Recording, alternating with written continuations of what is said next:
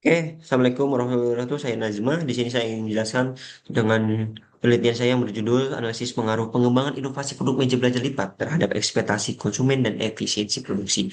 Yang diawali dengan latar belakang.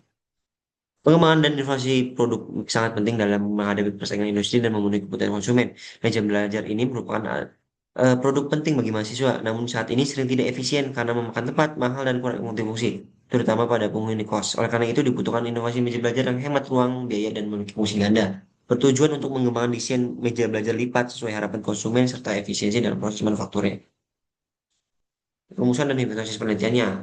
Apakah pengembangan inovasi produk meja belajar ini berpengaruh terhadap kemudahan ekspektasi konsumen? Kedua, bagaimana tingkat efisiensi produksi meja belajar lipat setelah dilakukan pengembangan dengan analisis efisiensi produksi? Yang kedua yaitu hipotesisnya, terdapat pengaruh positif pengembangan inovasi produk meja belajar lipat terhadap kemudahan ekspektasi konsumen. Kedua, pengembangan produk meja belajar lipat ini eh, dengan menggunakan pendekatan efisiensi produksi dapat mengurangi biaya produksi. Oke, sudah terdahulu ini sih saya memakai tiga yang diteliti oleh Octavina menggunakan metode DFM untuk merancang ulang meja belajar, sorry, meja makan, menghasilkan penurunan biaya dan biaya perakitan, kurangnya dengan data konsumen. Yang kedua ada Zainuddin mengembangkan meja belajar multifungsi secara ergonomis dengan menggunakan KFD berdasarkan data observasi dan kuesioner, tapi kekurangannya cuma memakai satu bahan material yaitu dikenal dengan bahan yang mahal.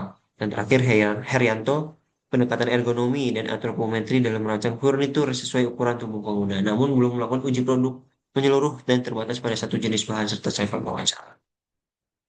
Instrumen yang digunakan adalah wawancara untuk mengidentifikasi masalah atau keluhan terkait meja belajar mereka. Yang kedua, kuesioner menilai aspek kebutuhan konsumen dan fitur teknis terkait untuk menyusun materi hubungan dan menentukan prioritas pengembangannya. Yang kedua ada kuesioner tingkat kepuasan terhadap desain meja belajar hasil pengembangan.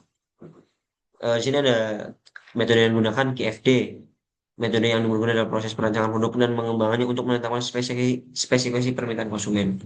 Yang kedua ada DFM, untuk menerapkan efisiensi produksi dengan biaya yang rendah, metode ini dapat meningkatkan kualitas dan parameter kemajuan desain meja belajar. Terus uji statistik TTS, pengujian ini untuk mengetahui pengaruh pengembangan meja belajar lipat terhadap ekspektasi konsumennya. Oke, di sini ada proses prosedurnya, yaitu diawali dengan memulai, studi literatur, menentukan penelitian yang atau tujuannya, terus identifikasi kebutuhan konsumennya dengan cara diwawancara dan kuesioner. Terus ada dua metode, KFD dan DFM. Terus melakukan perbandingan, setelah itu kuesioner kepuasan, dengan terus diuji tes dan kesimpulan dan selesai. Ini jadwal penelitiannya selama 8 bulan, diawali dengan studi literatur dengan waktu 2 bulan dan diakhiri dengan penyusunan laporan dan publikasi selama 2 bulan juga. Oke, mungkin itu aja pemaparan yang singkat dari saya. Wassalamualaikum warahmatullahi wabarakatuh.